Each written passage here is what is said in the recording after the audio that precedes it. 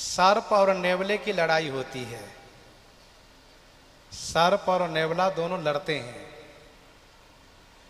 नेवला जो होता है वो सर्प से लड़ने के पूर्व एक औषधि देख करके रखता है, जड़ी।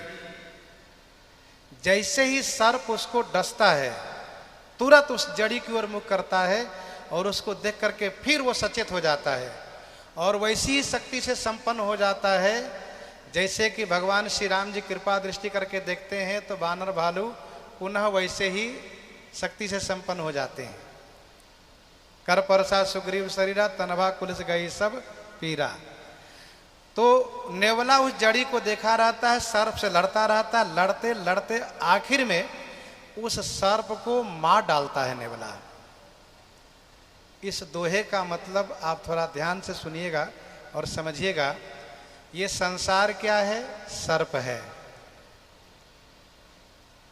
ये सर्प है और सबको डसता रहता है। कहिए कैसे? कभी काम रूप में, कभी क्रोध रूप में, कभी लोभ रूप में, कभी मोह रूप में, कभी मद रूप में, कभी मत्सर रूप में, अथवा सीधे सीधे कह लीजिए तो राग और द्वेष रूप में। ये सर्प सबको डसता है और प्राणी मात्र सभी मनुष्य कहीं न कहीं इस संसार रूपी सर्प के डसने से विक्षिप्त रहते हैं और किसी न किसी रूप में हर कोई टेंशन में होता है। अब इस सर्प, संसार रूपी सर्प से बचने के लिए क्या करना चाहिए? तो गोस्वामी तुलसीदास जी ने कहा चित्रकूट रूपी औषधि की ओर देखना चाहिए। और आप सब बड़े भाग्यशाली हैं कि इस औषधि का सेवन लगातार 7 दिन कर रहे हैं।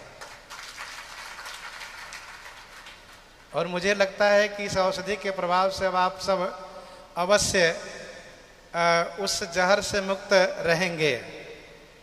7 दिन ही नहीं, ये हमेशा आपके पास मोबाइल है, घर में टीवी है।